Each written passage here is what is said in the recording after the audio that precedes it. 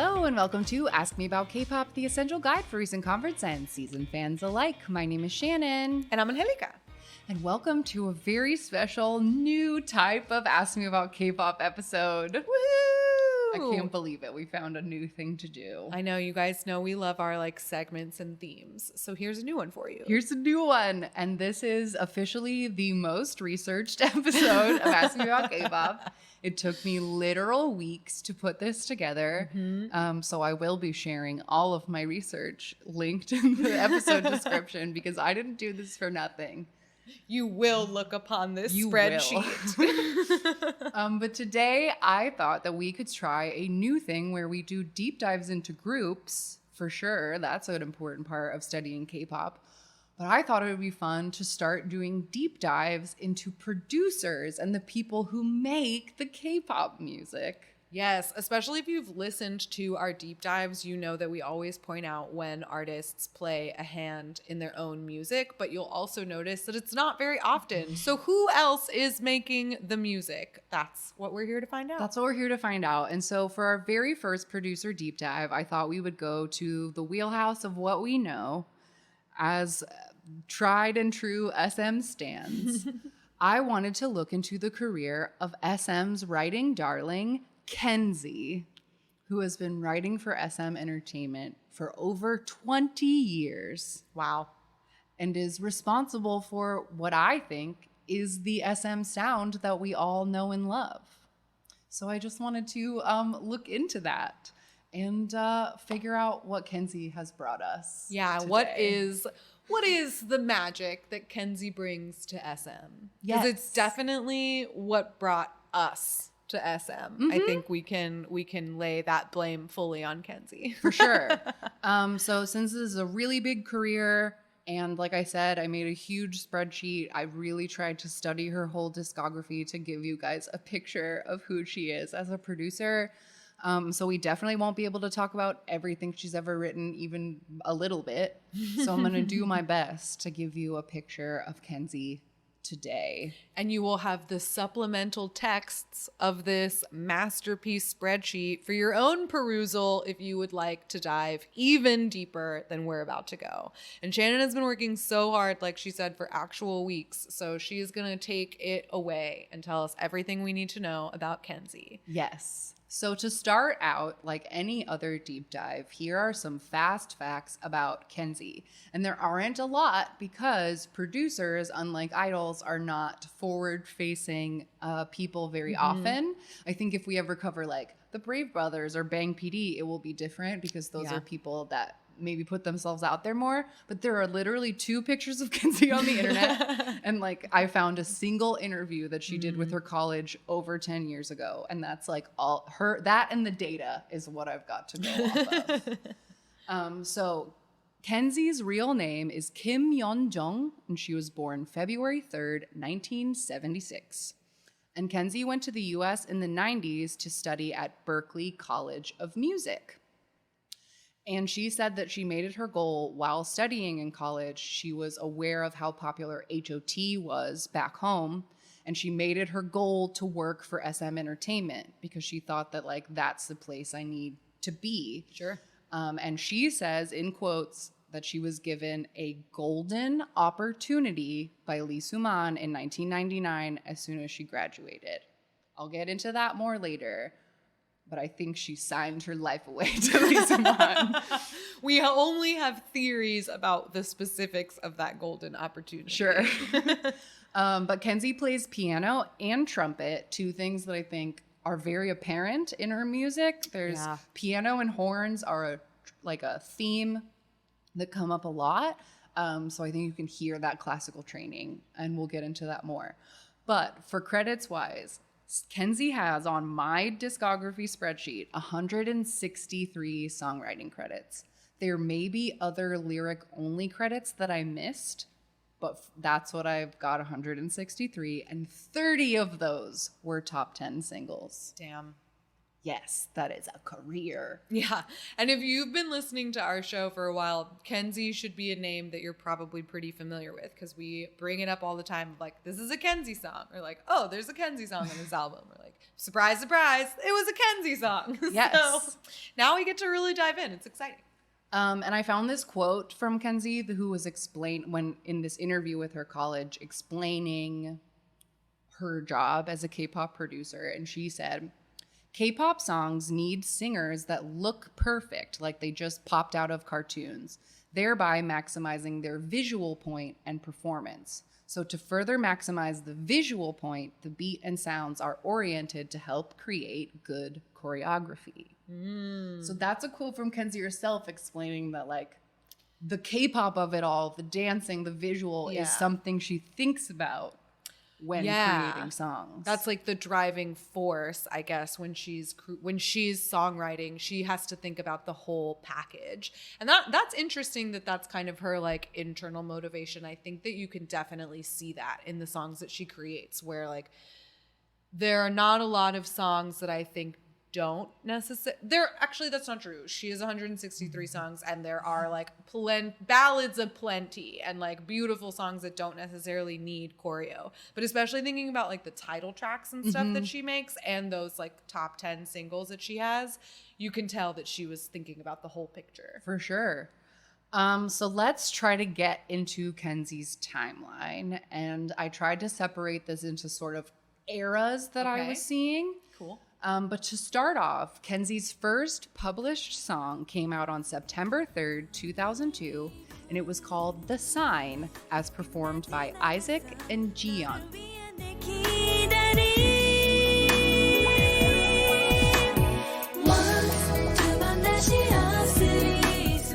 Isaac and Jiyeon, I had to write this down because I had never heard of them before, but they were a duo that debuted in 2002 as, quote, the female Fly to the Sky. Oh, I see. Isaac, and Jiyeon. Gotcha. Yeah, Isaac and Jiyeon. And fun fact, Isaac is German. Her name is Ida Dean Simmons, but she goes by the Korean name Kim Isaac and has continued her career in Korea as a DJ when Isaac and Jiyeon disbanded a few years after they debuted.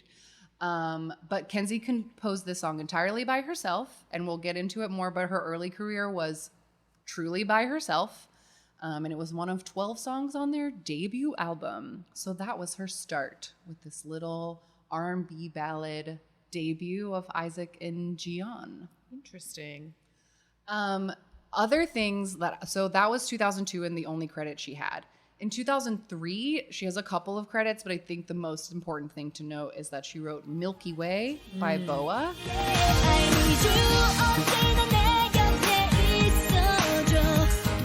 This is a perfect bubblegum pop song, and I have it on my list of like quintessential Kenzie songs because I think it like really captures her spirit in a really fun. I think Milky Way is such a perfect song. It is. This is the one that Red Velvet covered for BoA's 20th, right? Yeah, that is such a it definitely captures the like era of 2003 girl group music, I think. And it was a soloist song. It was BoA's, but it has that like bubblegum feel for sure. Yes. And then in 2004, Kenzie got her first #1, which was My Name by BoA.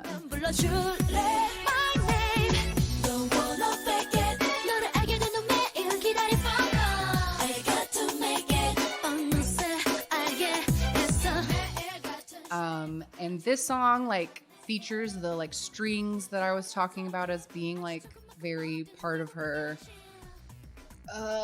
oeuvre of work. Her MO. Yes, but I will say that I think My Name, I struggle with giving My Name any credit because it truly is written on top of, it's Gimme More by Britney Spears. Like it's not, it is like, that's what it is. And so, but she got it was a #1, and that's worth noting. But I do feel like the early Kenzie stuff, in the same way that we've talked about all early K-pop, is pretty derivative. It's like using the exact same loops and samples of like Western pop at the time. and it's not exactly like stepping out of any kind of box. It was It's not really rewriting the genre in any way. Yeah. Yeah. Or even, I mean, you could argue that it like at this point, because a lot of the K-pop is so derivative, it's like not a genre in and of itself yet. Because now I think like today with a lot of like, we always struggle to sometimes categorize like certain songs or like describe certain songs in other genres, because you get to a point where it's like it's just K-pop. Yes. Like it is a K-pop song, and at this point I think we don't have those like specifically K-pop songs. Yeah, that distinctive formula. For sure. But then in 2005 she had 2 number ones, which were Moto by Boa. And Boa has a credit as writing Moto with Kenzie. And that's the first time on the timeline that anyone helped her with anything. She usually wrote entirely by herself up to this point. And then the other number one I'd never heard before, it's a duo of TVXQ and Super Junior. And the song is called Show Me Your Love. And it's just a very bubblegummy song. And I was like, how did this get number one? And it came out like 2 days before Christmas. So it might have just been a timing issue. Sure. But still, number ones under Kenzie's belt. And then when we get into 2006, I wanted to take a minute to talk about something that is very interesting to me, which is SM Town albums. And from 2003 to 2006, Kenzie wrote 3 different songs for SM Town, which was whatever combination of people they had at the time. Yeah. They would just combine them all and put out these like seasonal songs. I'm going to play a clip of one right now that I really enjoyed. It's called Red Sun. That was from the 2006 SM Town Summer.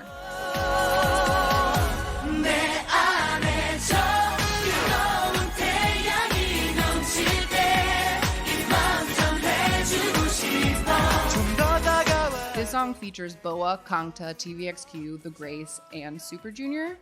And it just has this very soaring choral harmony, and that rich harmony I feel like is what Kenzie brings to SM. Like all of her songs featured just that really like harmony through the whole chorus. Like we're a whole choir, like we're a bunch of people and we're all singing at the same time. Yeah, I wonder if because obviously we're going to talk a little bit about once we start theorizing about that golden opportunity, we're going to talk a little bit about like Kenzie's role in SM, but they're such a vocal heavy company. Like I don't think people will argue against me when I say that SM puts vocals before anything else. Sure. Aside from maybe looks. like looks. Yeah. I was literally going to say aside from like the perfect image, vocals come second. Fair enough. Vocals come second. But that is like, I think obviously they take some people and they're like, we're going to make you a singer and it's fine. But all of their groups are like filled out with these like major vocalists. So I wonder like chicken and egg scenario, right, which came first, because Kenzie has that classical training to really take advantage of those choral vocals and like to like fill out with all of the harmonies, or was it kind of like maybe it was just a combination of the two, they sort of grew out of it together. But regardless, it was a magical combination, I think, because she really knows how to get the most out of all of those vocalists. I totally agree. And all of these SM Town music videos, again, linked in the episode description. I made a playlist of every single song on my spreadsheet. 163. And all of these SM Town music videos, which I feel like might deserve some kind of deep dive of their own someday, because they are, I don't want to say shocking because that's too much, but they feel like an era of K-pop that will never come back. Because there's like some of these summer music videos.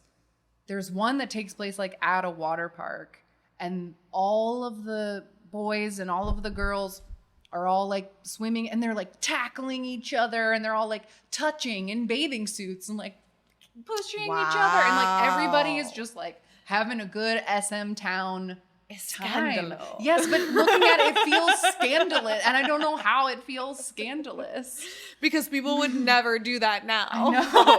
Like, manor hands Like exist for a TVXQ was reason. literally like picking up the Grace members and like body slamming them in a pool. Wow. Like, it's really wild.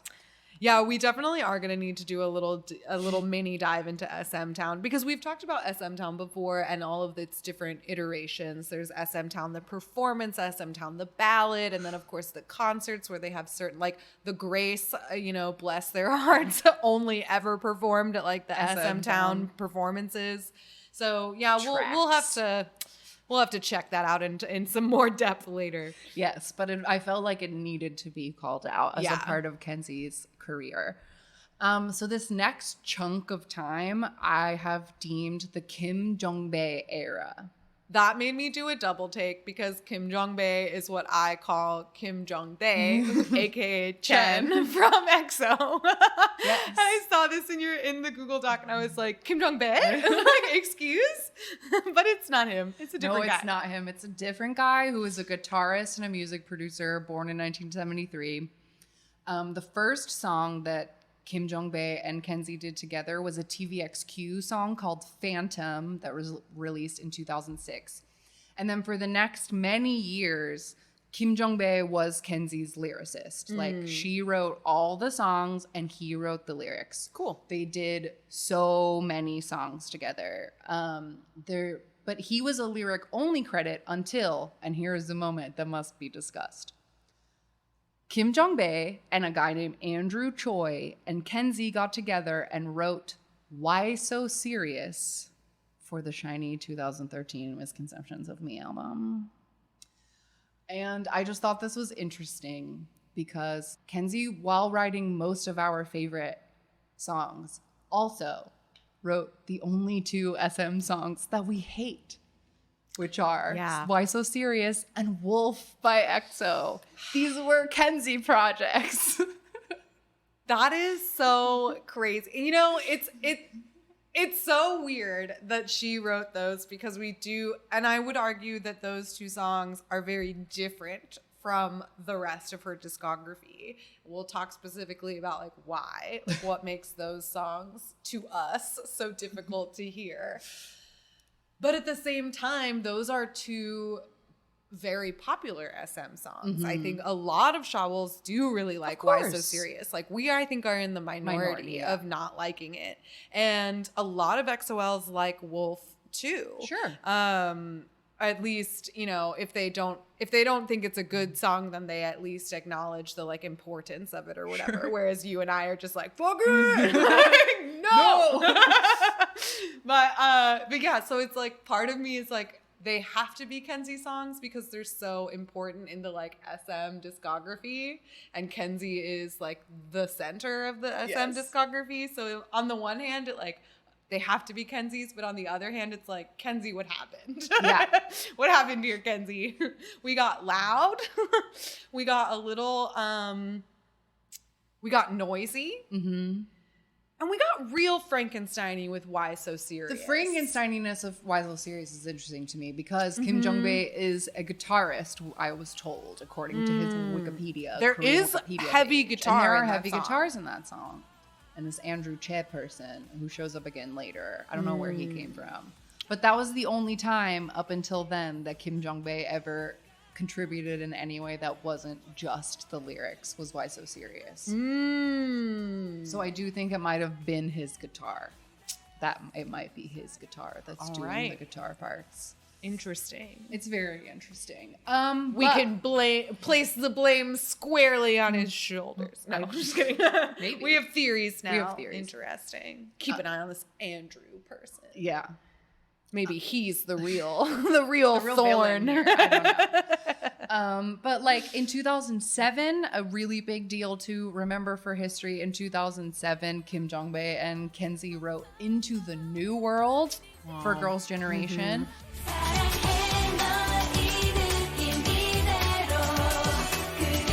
Which only got to 10 at the time, but as we've noted before, has since a much more important song than the moment that it came from. Absolutely. So that's a really cool thing that she has on her list.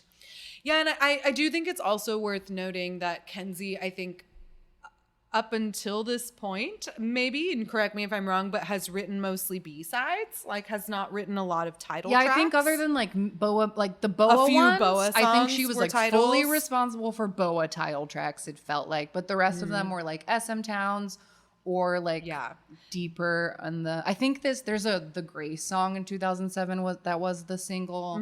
But then like we've got a lot of like TVXQ and Super Junior like B-sides, I think. Yes, for sure. And then in 2008, what's fun in 2008?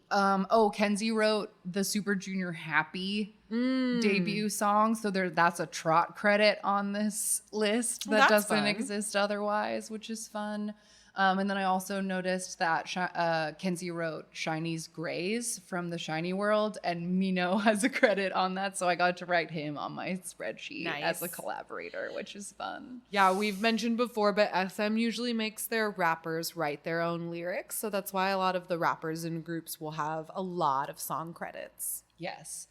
2009, we've got some fun stuff, but I think the most interesting thing is in 2009, Kenzie wrote FX's La Cha-Cha all by herself. Amazing. And she said in that interview that is one of the songs she is most proud of. As of 2013, she was still most proud of La Cha-Cha.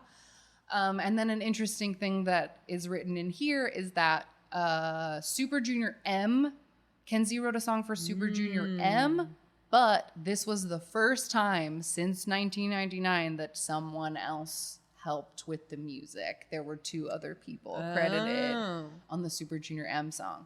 So like up until this point, she was working by herself or with Kim Jong-bae. And then in 2009, one song with somebody else. So just to note, she was an independent lady making her own music by herself, which I think is neat. And then let's see, 2000, I just said 2009, that was like La Cha Cha. Oh my God, also, I just have to point out, Shiny's JoJo came out in 2009, and that's a Kenzie. That's a quintessential Kenzie song.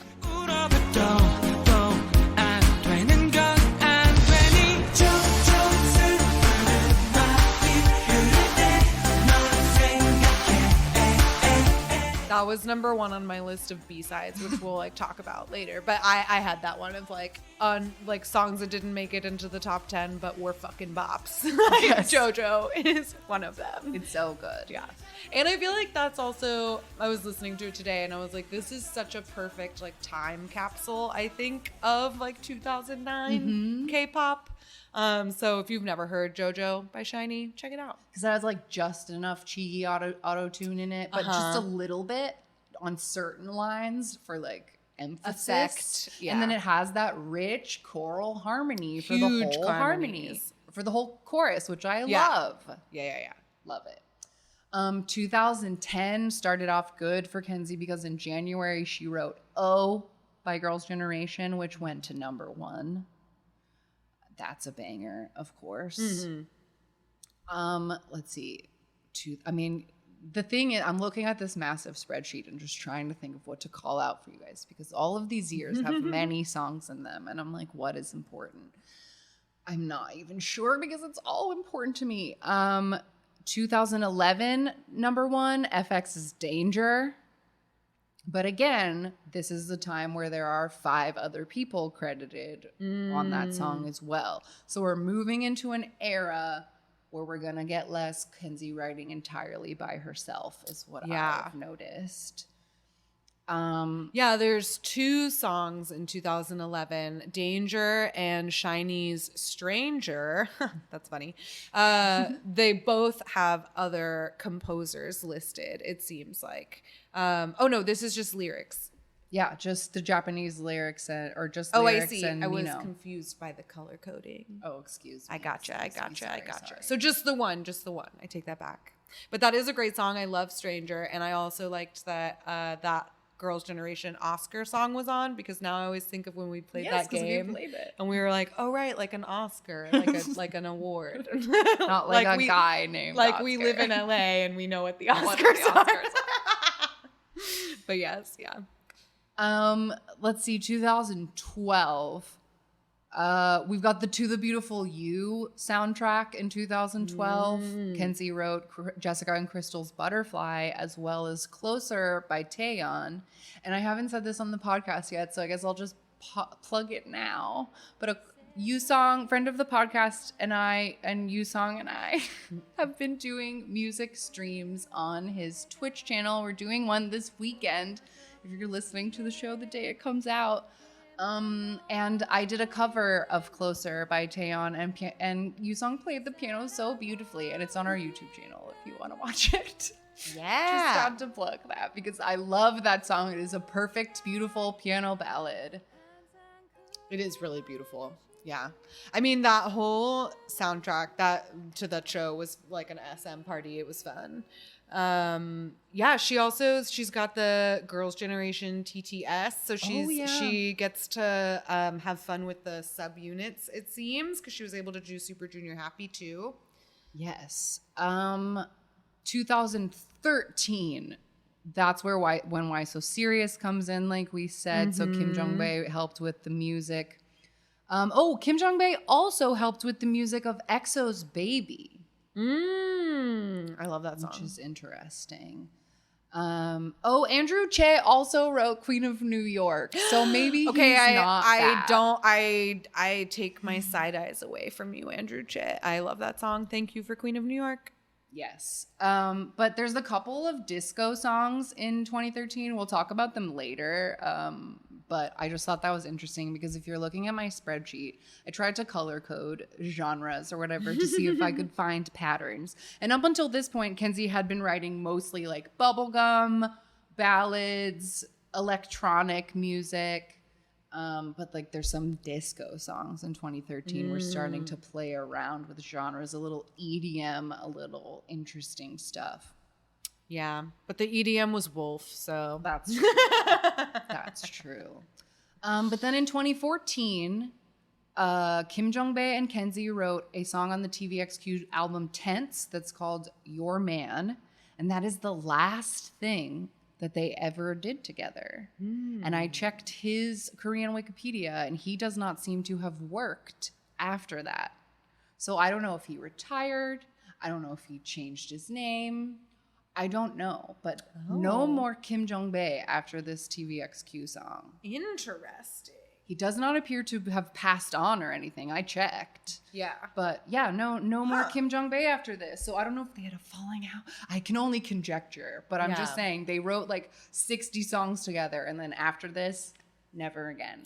Wow. I could throw some wild speculations out, but I would love to know the dirt, because I also wonder, like, obviously they had a partnership, like she was the composer and he was the lyricist, but as we've mentioned several times, right, she's got this golden opportunity from SM, and she clearly has a contract in which she's being well taken care of. And so I wouldn't doubt that if there did come to a disagreement, like, she would have been protected over him. So that's interesting. We'll never know. We'll never know unless they tell us. But unless someday we get Kenzie on the phone. Yeah, all I have is my data to go off of, and that's what I saw. But the rest of 2014, lots of hits for Kenzie. EXO's Overdose went to number 1. FX Red Light went to number 2. Other songs on that FX album charted, and as well as Kyuhyun from Super Junior, his ballad At Gwanghamyeon also went to number 2 that year. So 2014 was good on the Kenzie discography. So moving from 2015 on, this is the era that I have dubbed Kenzie maintains the SM sound. Because from here on out, the songs that Kenzie is writing all by herself become very few and far between, whereas these first 10 years, she was mostly writing by herself and with Kim Jong-bae to do the lyrics. But from here on out, it's 9 to 12 people on every song, including Kenzie. So I conjecture that I think she was there to maintain the SM song sound that she had established in the previous years, while SM wanted to contract writers from around the world. Yeah. But keep it sounding like their music. So I think that's what she was there for. Yeah, so almost like maybe she moved from being a songwriter in the like pool to being like a supervisor or like to being like a, you know, the head of the songwriting department. And so now she's someone who all the songs have to pass through her and she has to, you know, say like, yes, no, yes, whatever. Right. Change that, fix Change this, that. It's not right. etc. For sure. So she gets much more prolific. There are way more songs in every year from this point. And a lot of like huge hits and great stuff to talk about. Like, where do I even start? 2015, we've got Shiny Lovesick. That's a Kenzie thing. We've got Shiny Savior. Super Junior Devil. Oh my God, Super Junior Devil. Yes, Kenzie. EXO Sing For You. That's like a ballad that everybody loves. Yes, very true. Very true. That is a loved ballad. And then in 2016, I think the biggest thing, and I wanted to talk about this for a moment, is in 2016, Kenzie and LDN Noise wrote Monster for EXO. You can call me monster. I'm creeping in your heartbeat. 뒤집고 무너뜨리고 삼켜. 그래 난 And this was the first time on my spreadsheet that I had to just mark a song's genre as K-pop because I didn't know how else to possibly describe it. Like, I feel like this was a moment where it was like, there's no other way to describe this music. Sure. It's just K-pop. Because what is Monster? It's just a K-pop song. But it has those super rich harmonies on the creeping in your heart, babe. Like, that's Kenzie. I know LDN Noise didn't do that. Kenzie did that. I know it. I just know it. Yeah. Well, I think Kenzie has, like, she creates songs that, like, leave space for all of those crazy ad libs and those like, you can call me monster, like all those like parts where like Baekhyun and Chen can just go wild and like, you know, Tiffany and Jessica can battle it out and like letting Jung just like dance all over it. Like she sort of builds the space for them to like take off. Yes. But I do think that Kenzie and LDN Noise get along well because they have written 7 songs together since then, including Shiny's Shift. They also wrote Forever by EXO. They wrote an NCT song really recently, I think, or something like that. But yeah, she works with LDN Noise sometimes. Nonstop is the NCT song. There it is. There it is. I knew it was something. So they have a good partnership. And then let's see, 2017, we've got another number one, Red Flavor by Red Velvet. Also one that you I almost said generalized. That I generalized. You generalized as K-pop. Which I think is fair. That is definitely a K-pop song. But oh my God, like the B-sides on this song, Hello, All Night Girls' Generation. Not a B-side, but Peekaboo, Red Velvet. Yes. What You Do, EXO. Forever, EXO. Lonely Night, Taeyeon. Don't Say No, Sohyun. Yeah, there's a title track. That's a title track. Amazing. Yeah, great stuff. These are bops. Great stuff. I'll note it because it was one of our B-side recommendations in the BoA episode. BoA's Spring Rain was written entirely by Kenzie all by herself, no help. Is that the first non-SM Yes, artist? it is. It is. Do I Spy? Yes. With My Little Eye. So an interesting thing that happens in 2017, and I'll get into it in a second because it becomes most apparent in 2019, but... Gain from the Brown Eyed Girls sang a song called Kiss or Kill on the Missing 9 OST. I guess that was a drama. And Kenzie wrote that song all by herself. And that is the first thing on this entire list in 17 years where she did not write for an SM artist. I don't know how this one slipped through because the others come later and they start coming hard and fast. So I don't know if this was just a deal she made by herself on the side. But yeah, that's the first SM person on the list in years and years and years is an OST with Guyan from the Brown Eyed Girls. I almost wonder if that was something that like maybe she wrote that song for the OST and maybe they had originally planned to have an SM artist sing it. Oh, maybe. And then like it got switched and it became Guyan. Possibly. Otherwise it just seems odd. Yeah, it just doesn't. It's like a it weird just doesn't outlier. Fit. Yeah. It just doesn't fit. Interesting. So then in 2018, there are no songs on the list that Kenzie wrote by herself. So like all collabs, but there's some really good stuff. Some EXO CBS, Taeyeon and Lucas All Night Long is a Kenzie song, which I love. Lo Siento by Super Junior and Leslie Grace. Kenzie had a hand in. And her number one for 2018 is Power Up by Red Velvet. Nice.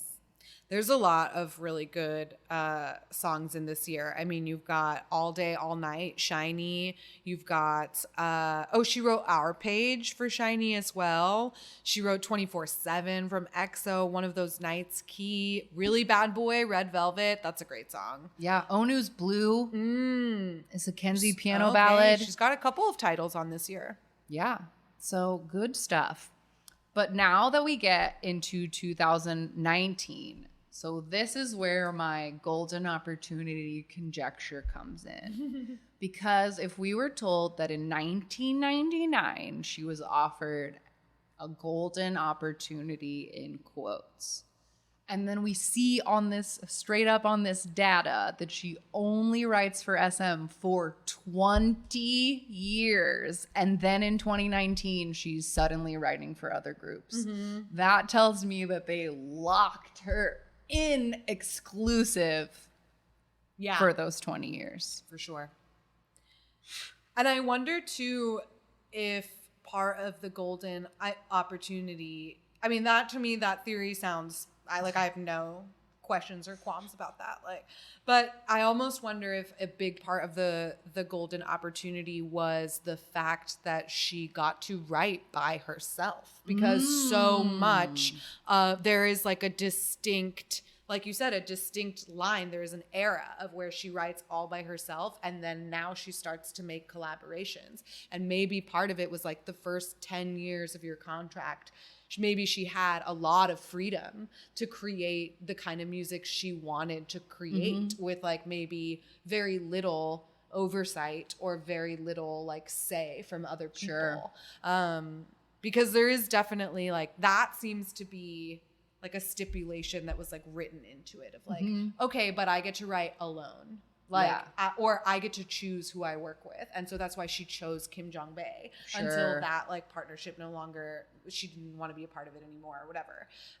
But yeah, it's interesting. It definitely seems like she was able to, like, they locked her in, but she clearly got quite a good deal in the sense of like, she had so much creative freedom, and she was able to write for a lot of different artists too, in the sense of like, you know, obviously they're all SM, but she's not just writing for Shiny. She's not just writing for Girls' Generation. She gets to write for everybody. Yeah. And she even gets to write like the more, not necessarily more fun, but like the fun collaboration SM Town songs, when it's like, oh, now I can write a song that's going to be sung by boys and girls. Like, how is that going to change the sound that I want to work into it? So she definitely seems to, I like get why she described it as a golden opportunity. Yeah, for sure, for sure. But in 2019, her first credit, she wrote a song on the they're called CIX. I should know that.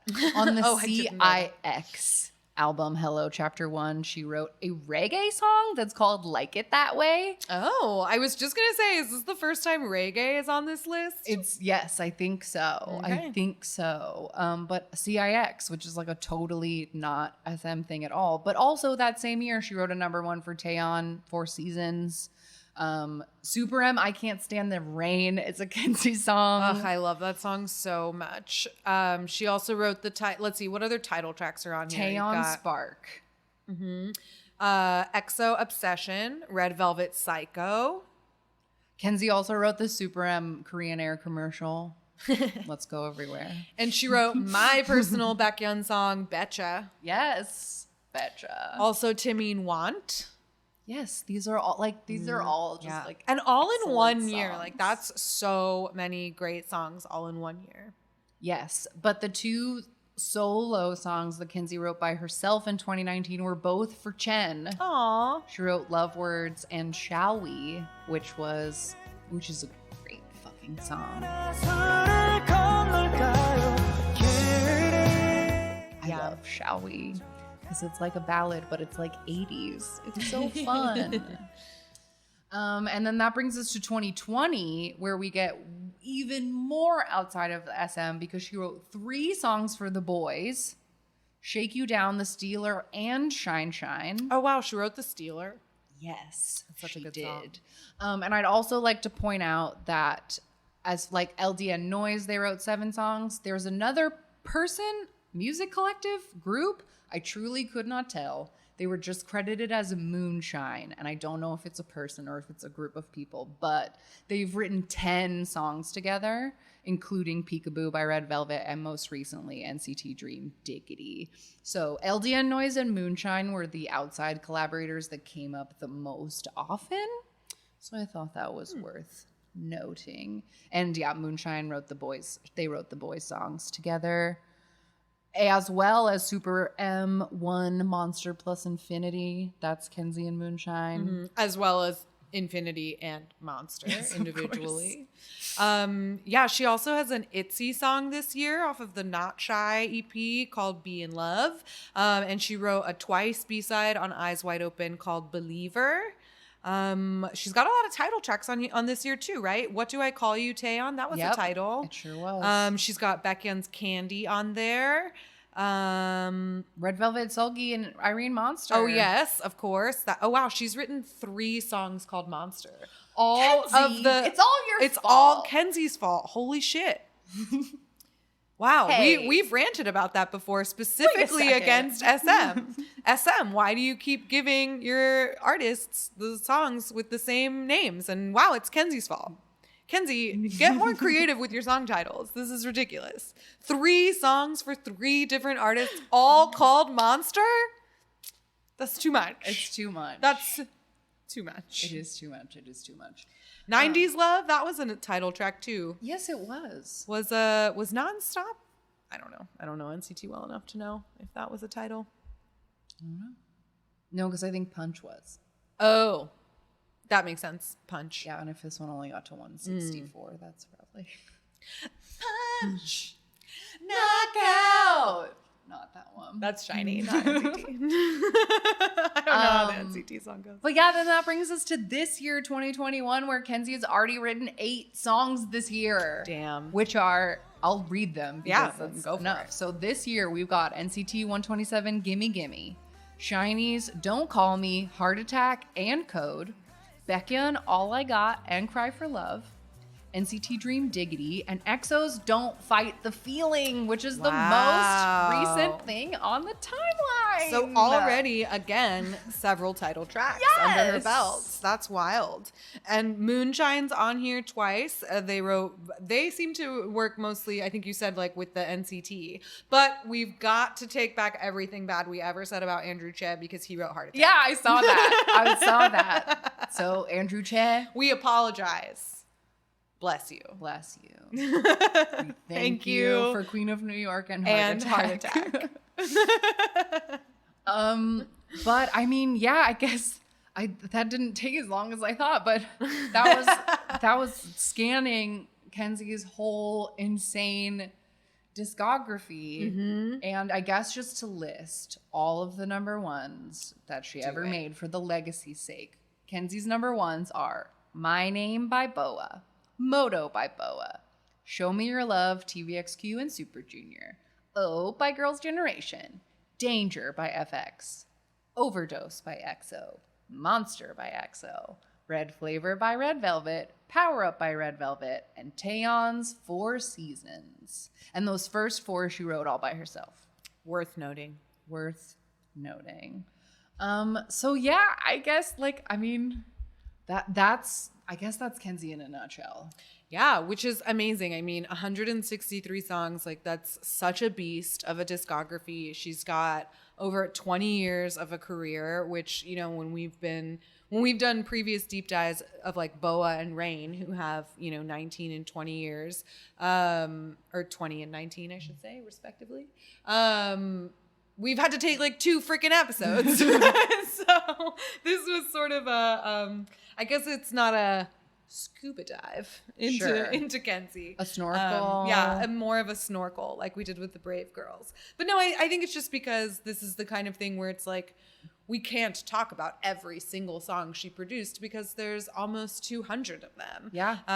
And, you know, they span a lot of different genres. And I think that, again, you could tie that back to her golden opportunity where she wasn't really locked into a specific sound and she got to kind of explore and create for herself what she wanted her signatures to be. Yeah. And that must have been so fun for her to have, like, I don't know, she basically had this, like, whole treasure trove of like super talented performers who could bring pretty much whatever she wanted to life for her. And she could probably just like write a song even without a certain group in mind and then be like, I want to hear you, and you sing this song. And then she could like decide from there, like, okay, I really like the way you did it, so I'm gonna like rework it in order to work for Shiny. Or like, no, Boa, that's a Boa song. Like I'm gonna make it work for her instead. Like there just must have been so much, like I said, like creative freedom that I imagine for a composer. It was truly like, I hope that she had a lot of fun, like playing around. And I mean, she still writes for SM, so. And has clearly had some change in her contract in the last few years. So hopefully she's still feeling that opportunity is as golden as it was when it was first offered to her. Yeah, totally. I like it because I just feel like Kenzie's whole discography again speaks to the reasons that I like SM. Like I know I'm not a company stan. Companies are bad. Capitalism is bad. Like I'm not like, SM, crush them. But whatever SM entertainment shows to me, the consumer, I like what they put out there. And something about one of the things that they've always put out there is like, we are a team. Yes. That like everyone at SM is on the same team has always felt like extremely apparent. Like in these early SM Town, like they're all singing the same song together. They do concerts together. They're all friends. They all know each other. I see in other groups in different companies who like, they don't know their sunbaes at all. Yeah. Like they don't know them. Yeah, there's no relationship. But like everyone at SM seems to be friends. And I feel like Kenzie is part of that because in an MMTG episode when they were talking about their songs or whatever, Mino just called her Kenzie Nuna. Mm-hmm. So like they're like, I don't know, all these people are like close and that she's been around the whole time. I don't know. I think it just like lends to the family teamwork angle of all of it. I totally agree. I mean, we rail against Lee Soo Man all the time. And obviously there are many things about the ways that companies are run that we disagree with and dislike.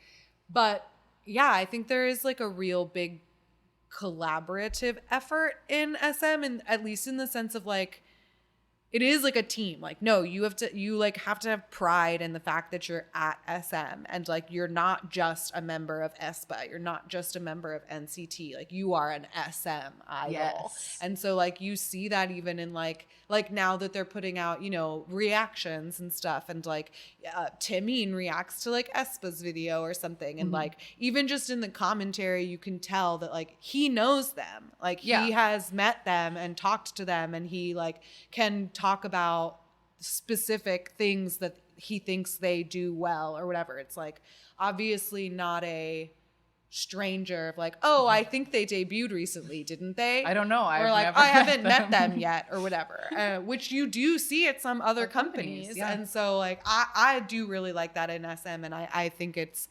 fun that they keep people around like this, where like we were talking about in the Timeen deep dive of like, how he sort of collects these people that he likes to collaborate with, and he collaborates with them multiple times. And then to have, a songwriter like Kenzie, who is like the house songwriter, and she can sort of like take all of these different groups under her wing, which I'm sure she does in many ways. It's just a nice, like, warm bonus to have this, like, it seems like there's a real community vibe. Yes.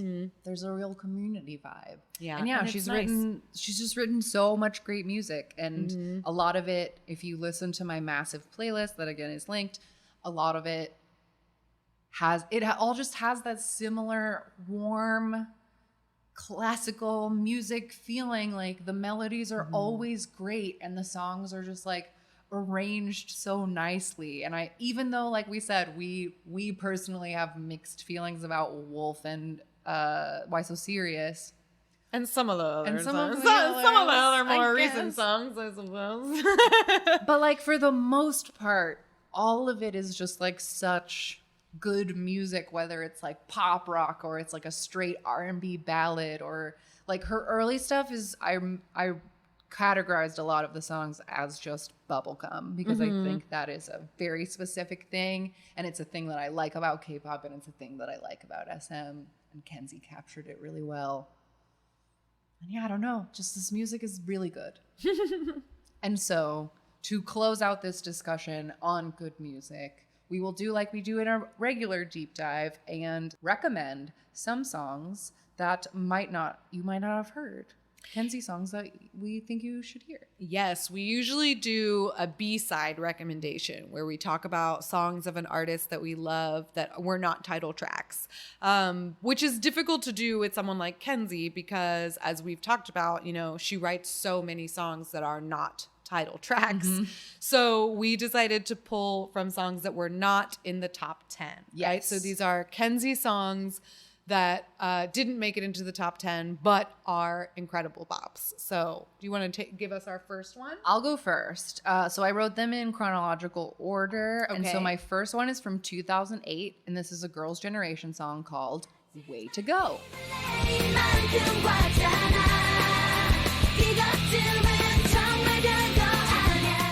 And you probably heard this song in our Idols as Advertisers episode because this was a song written originally for a cell phone commercial and then was put as a full-length song on an album later. And in the SM concert that we watched very recently, they performed Way to Go. And I don't know, it's just perfect bubblegum pop rock. It has those harmonies that just like make my soul feel warm. And I don't know, it just like makes you feel happy and pumped up and way to go. Nice. I like it. My first one is from, I think they're also in chronological order, but from like later in the discography. And I think that I've recommended this song before, but I can't recommend it enough because it's one of my favorite SHINee songs ever, and it's Rescue.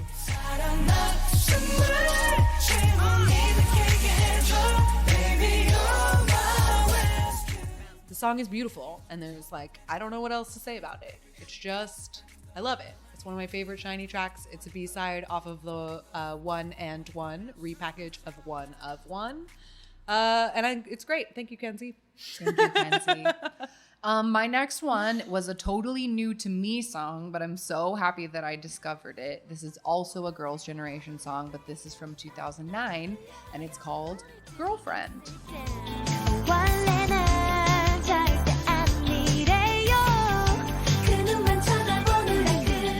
And as you can hear, this one caught my ear because it is city pop, and it came out in 2009, and people didn't start doing city pop again until 2020. So I just wanted to give Kenzie a pat on the back for pulling out an 80s genre earlier than anyone else. She's a trendsetter. I'm sorry it didn't catch on faster, but I see you and I appreciate you.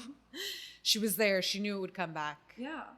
My next non-top 10, I was going to say B-side, but it is a B-side actually, is from EXO-CBX, their second EP, which was called Blooming Days. The song is called Playdate.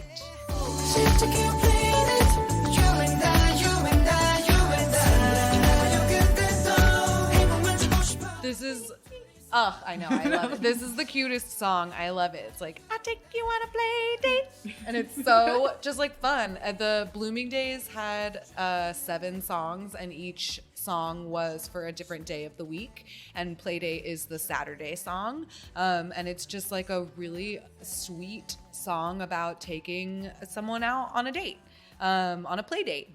And it's adorable. It's like it perfectly captures exactly what they're singing about. And it is excellent. That whole EP is beautiful. I love XOCBX. And I love you, Kenzie. Great work.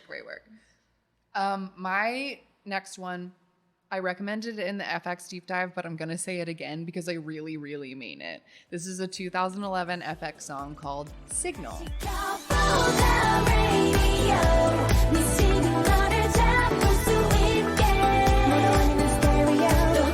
It's just perfect disco. It's just perfect disco, and it has a few laser pew-pews in it to make it modern. But laser. But it's just like I dare you to not shake your booty to Signal. I don't know how you couldn't. It was on my list too. It's got to be there. It's got to be. But my last recommendation is actually going to be from a non-SM artist because I just thought it would be fun. Yeah. Because now she does that. And so I recommend Twice Believer off of the Eyes Wide Open EP.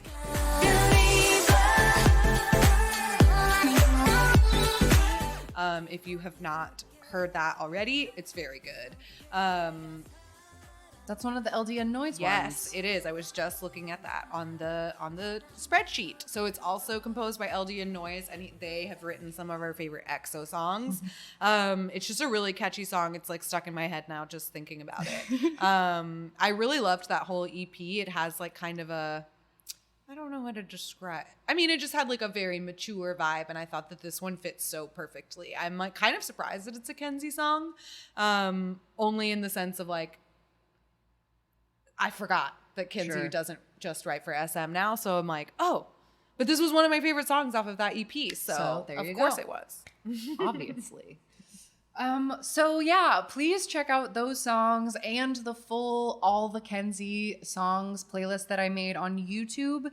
I started trying to recreate it on Spotify, but a lot of the first 10 years are missing from Spotify because they're just too old. Sure. So maybe I will do that anyway for the Spotify listeners, but if you want the full thing, it is in the YouTube playlist. I got all of them in order meticulously. So have a Kenzie dance party or have a Kenzie ballad party and cry. You can look at my sheet and just look at the ballad road. I'm saying this spreadsheet is so well made. It's a masterpiece. You can find any Kenzie song for any mood. Whatever you need, I got it all in there. So yeah, this was a ton of work to like look into her career, but I think it was a really fun thing to do. And I feel like I understand both her and SM better now. Yeah. And yeah, it was a labor of love to look into this. So I hope you all enjoyed our first producer dive into Kenzie. Yeah. And we'll be able to, because as you said at the beginning, there are a few names that we just like come across every once in a while through our K-pop research and stuff. So it will be a fun addition to our show to now be able to go into the different producers and see how they've shaped not just the sound of a particular artist, but maybe the sound of an entire company. Yeah, great stuff. All right, well, with that, we'll be right back with our random game.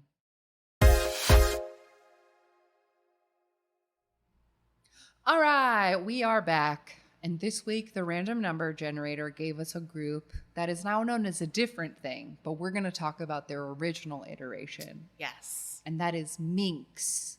MINX. Minx was a 5-member girl group that debuted under Happy Face Entertainment in 2014, but they disbanded in 2016 and are now Dreamcatcher with 2 more members. Yes. Yeah, the Happy Face Entertainment announced after, like, immediately, what the disbandment and rebrandment was all in the same announcement that they were going to come back. So fans of Minx didn't have to wait too long. But I'm guessing, based on these pictures, that the concept of Minx is very different from the concept of Dreamcatcher. So I would be interested to know if any like Minx fans were what they thought of what Dreamcatcher was. But the debut single of Minx was called "Why Did You Come to My Home?" And they only have one other EP, which is called Love Shake. And then the very next year, the announcement was made that they would be rebranding. Yeah, so it was a short-lived thing. And yeah, these pictures are girls drinking milkshakes in colorful tennis shoes. And the music video that's most popular is Love Shake. And they are in the similar summer a milkshake. Yes, That's love why they're shake. drinking milkshakes. Gotcha. Cute. Gotcha. Okay. Gotcha. And yeah, it looks like summer beachy girls in shorts. And we all know that Dreamcatcher is now like hard rock vampires, which is very different. So I am intrigued. Yeah. And all of these girls are in Dreamcatcher, Yeah. so like it's just gonna be. So it won't be sad because True. we'll know that all these people are That's in true. Dreamcatcher now and they're okay. And we know that Dreamcatcher is very popular, so we're doing fine. They're fine. It's fine. All right, well, let's check out Love Shake. By Minx. If you want to cue it up and watch with us, 3, 2, 1, go. All right. Blow, Love Shake. Oh. Oh, they look like tourists. Yeah. A fake street. Okay, they look like they're in like New Mexico. Or I think maybe they're supposed to be in Mexico. I was saw a thinking, I was sign like, it that looks said kind of Mexico in the cantina-y. Yeah. And there's cactuses. Cacti, excuse me. And there's like a sign for the beach. They're hot. They're so hot in this hot sun. I mean, this is cutesy as fuck. There's like egg yolk all over these vocals. The cartoon-ishness of the set as well.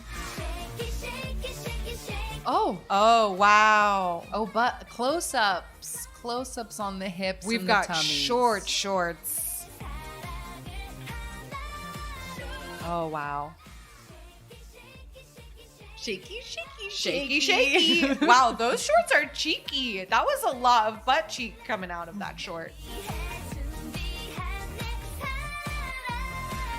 They all have great eye sparkle makeup. They though. do. Their eyes look so sparkly. Okay, now we're at the beach. We've got our little rash guards on.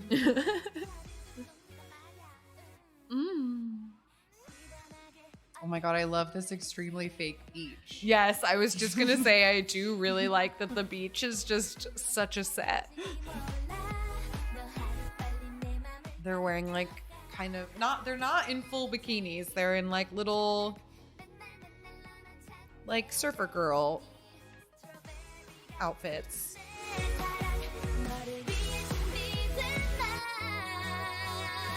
Yeah, this is just so different from Dreamcatcher. It's so that different I'm from Dreamcatcher. Curious what they all think. Like, Yes. did they all love doing this and then have to be And now they have to convinced do of the vampire Dreamcatcher? concept, or was this not them and they didn't love it? Yeah. There's like butt smacking in Yes, this. there is.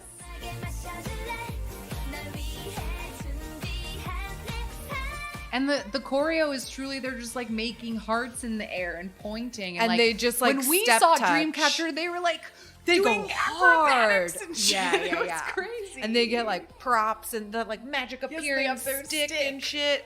Yeah. And this is not that at No, all. not at all. This is like step touching and booty shaking. There's like no real choreo in this. I honestly am a little shocked by how short these shorts are. No safety shorts in this video. Yeah, that's what I can't get over is like I'm dying to know what the girls think about these concepts that they're given. But I mean, I guess that the groups really don't get a choice. Yeah. And it's only when groups are around for a super long time that they start getting cheeky about or saying out loud in interviews like, "Oh, I fought the company about the title track." Yeah. Like Yeah, Monsta yeah. X was saying that about Gambler, that they were like, the company wanted us to do something else and we fought them. Yeah. And it was like, But they can do that now because, Yeah. people care and will support them. Sure. But a group like this, No. they definitely wouldn't have the option. So, yeah, I mean, I hope that they're having more fun now that they're Dreamcatcher. In my opinion, I think Dreamcatcher is way more fun. Yes. And like, not This that there was- was anything wrong with this, but it's not interesting. No, it's not interesting at all, and it's not unique, and it's just not. It's boring. It's And just their kinda new boring. concept is interesting. Yeah, And nobody's is. doing it like them. I saw It's very Pink true. Fantasy is trying. But I mean, I guess that rabbit thing didn't It work, didn't work out. out. it didn't work out, but they have a new song out and it's very like strobe light rock guitar. And I was like, excuse you, someone else is already doing that. Yeah. Tisk. Well, but good for you, Dreamcatcher. Now you're trendsetters. Yeah. So, hey. Now you're unique on a level all your own. That's for damn sure. Yeah. Like that's nobody great. does it like Dreamcatcher. No. All right. It's weekly recommendation time. And I don't know what I'm going to recommend. 17, I think, is what I have to recommend. Oh, sure. What is new in my life? That's the And latest I think that's thing the I bought answer as well. Yeah. I haven't listened to the Ace EP yet. It's I've not only- out. They put the music video out Oh, early, but the okay. album isn't even out yet. Okay, then I don't So feel bad about it Don't anymore. feel bad about it. You didn't miss it. Yeah, 17 is the only new thing I've been listening to. I mean, I really like the EP. It's lovely. The title track is called Ready to Love. And I will say, with the exception of the hip hop unit track, it's great. I love it. Hip hop unit is usually my least favorite of the unit songs. And this one, wow, really. They pushed me. I didn't even. I usually. I buy the whole album. Why not? Just press the button at the top of the Sure. album music. But this time I went song by song because I didn't want that one. Why didn't you just buy it and then delete it? That's what I did. I couldn't even do it. I was like, no. I did have to listen. I don't even want you to have $1.33 for this. I can't. You know let what? It happen. They don't deserve $1.33 for that song. I'm sorry, 17. You know I love you, but that song is garbage. Like the first time that song played, I stopped it. I didn't listen to it all the way. I tried, and I was like, no. And I literally said, "Are we serious? Like, is this a joke? Is this the best you could do? I don't believe you." And then, because I felt so bad about it, I was like, you know what? I have to make myself listen to it at least once. Like, it's the principle of the thing. Sure. I have to make it all the way through. And guys, I'm not exaggerating when I tell you that at the end of those like 33 minutes and 26 seconds or whatever the fuck, I had a headache. That song is not good. It's not for us. However, the other unit songs Yes. are fantastic. And I honestly have to say, like, maybe that's another reason that I was like so disappointed in the hip hop unit song, because all four of them have proven what wonderful singers they are. Yeah, that's and true. they have made great other tracks. So it was like, it felt like a regression of their music. Like, that kind of seemed like, I don't know, it seemed like a prequel to something like Chili. You know what I mean? And like, but like a worse version, obviously, because I like Chili and I don't like this song. But it was just like, in comparison, like the performance unit song, which is called Wave, and the vocal team unit song, which is called Same Dream, Same Mind, Same Night. Those, I think, are two of the best songs that those units have ever put out. They're so They're good. so good. They're so good. And so then in comparison, I was like, this really falls. Like, this is a bummer to see when you see like how great the other twos are. But since this is recommendations, I'll stop shitting on that song. And so I will recommend the performance unit song, which is called Wave. The performance unit songs are usually some of my favorites off of their EPs, and I've talked about them before because they have a plot like the plot of Lily Yabai and Moonwalker and 24/7, like they all fit together. And I don't know if this one fits into the plot because based on the lyrics, like the main metaphor is like a wave in the ocean. But the waves are caused by the moon. This is true. The waves are caused by the moon, and there are some lines about time and clocks, and time is a big motif, especially in the choreography for their songs. Sure. So I am curious if maybe the choreo will further link it into the universe that they've already established. But it's just really great. I feel like it is like the next logical step for that team to make in their like compositions. Like when you listen to all of their like solo songs, especially over the like last few releases, I think you can really see the like progression. And I just think it's beautiful. They sound amazing. Like Hoshi starts it off and his voice is really grown, but all four of them have, like Dino and June and The 8 too. Like you can really hear how far they've come in their vocals. I think that can be said of all 13 members of 17. You can really hear it in this album how much they've grown. But I love Wave. It's so good. Yeah. I'll piggyback off that and make my recommendation the next song, which is the vocal unit song, Same Dream, Same Mind, Same Night. The first time I heard it, I about fell out of my chair. Me too. I thought we were going to have a 2 p.m. fuck jam, and I fell over. I really did. Because it has that extremely, extremely 90s Boyz II Men, Luther Vandross, like step touch R&B ballad drums when it starts. When I was making our 2 p.m. Fuck Jam playlist, and I literally just like, I went through 2 p.m.'s discography, just listening to the first 5 seconds. And it was like, this would be a fuck. Like, sure, based on the first 5 seconds alone, it meets all the 2 p.m. Fuck Jam criteria. And I was afeared. But it is so good. It's so beautiful. good. It's really capturing that really perfect cheesy 90s wedding music. Like there's no other way to describe it, but it's like a very specific sound and they are nailing it. And oh my God, DK and Seungkwan just freaking go. The runs that both of them pull off in that song are wild. And it's just so good. Every time it starts, I start it over. It's like 4 minutes long. And sometimes I'll be listening to it and I'm like a minute and a half in and I'm like, I wasn't listening hard enough. And I have to go back and start it over again because it really has to be appreciated at every moment. You got to be like paying full attention. Yeah. It's so good. And it is not a fuck jam. It is a beautiful slow jam. It's just a beautiful slow jam. But it is truly gorgeous. It's so gorgeous.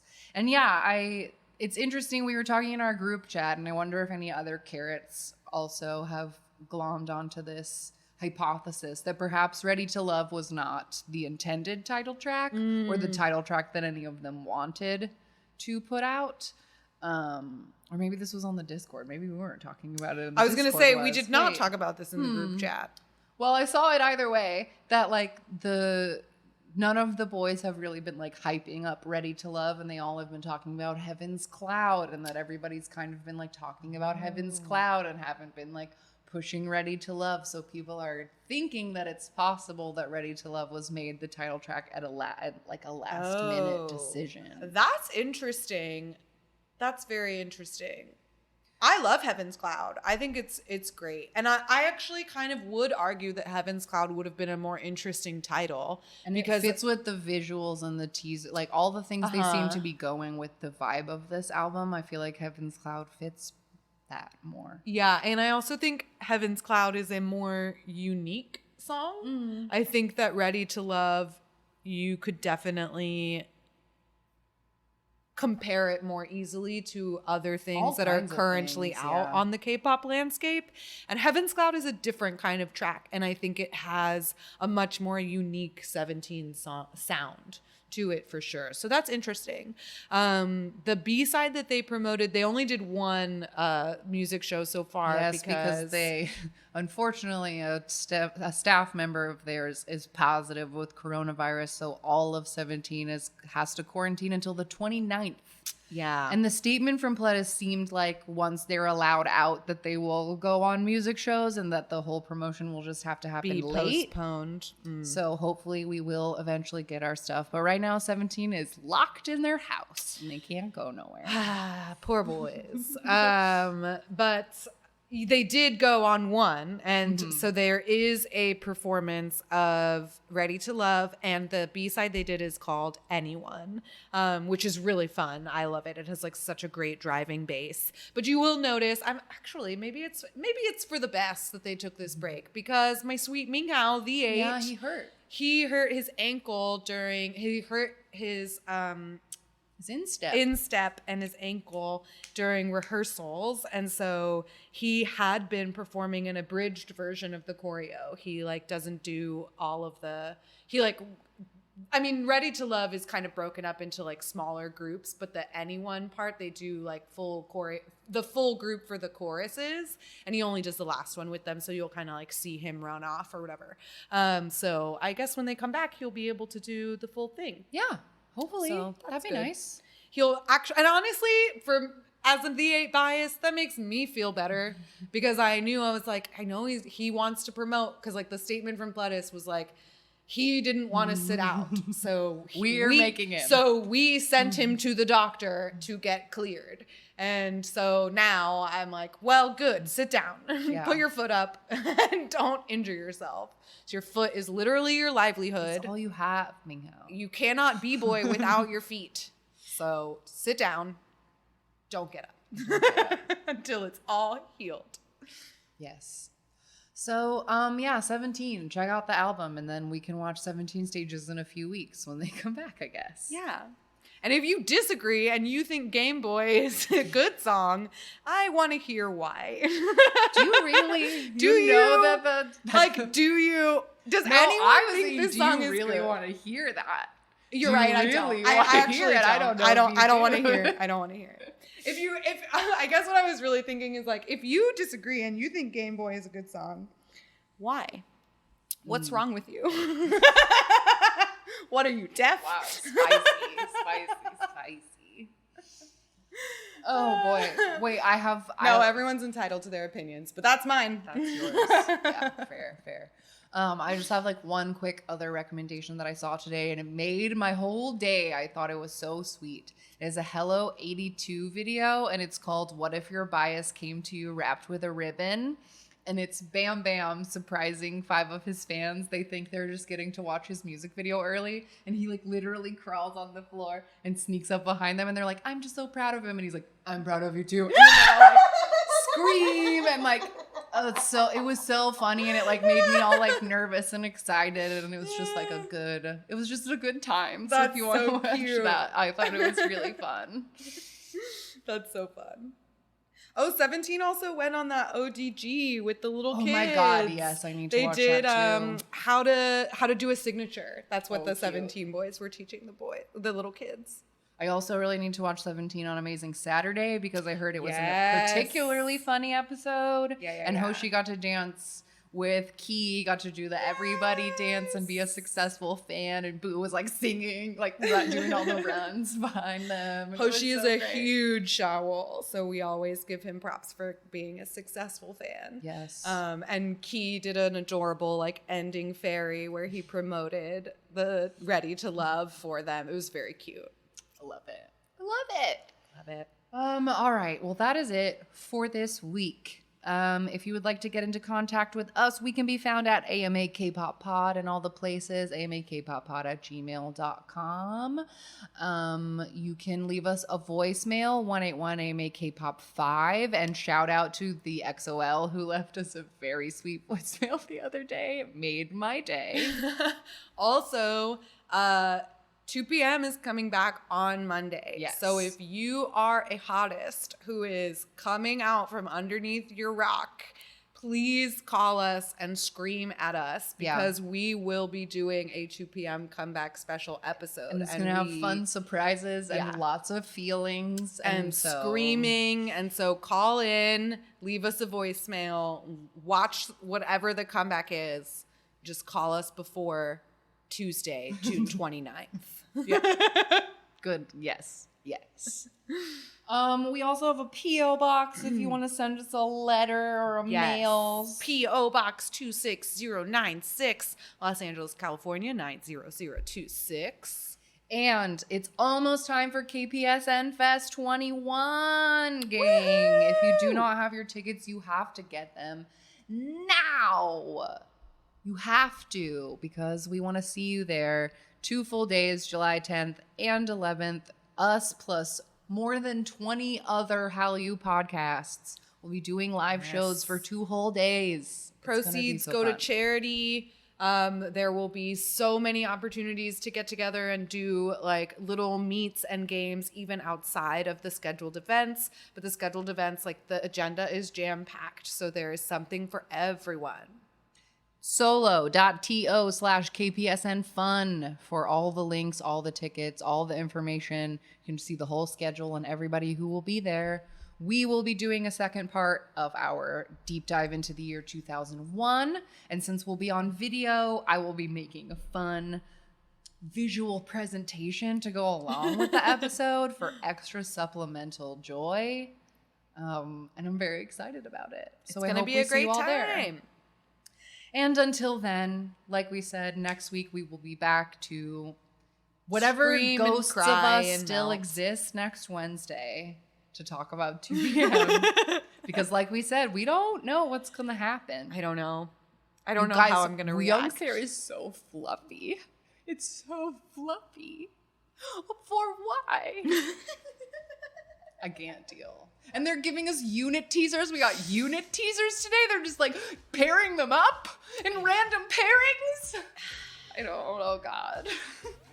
I don't know what we're in for, and I don't know how my body's going to react to it, but we're strapping in. We're strapping in. So come back next week for that. Thank you all, as always, for listening. Goodbye.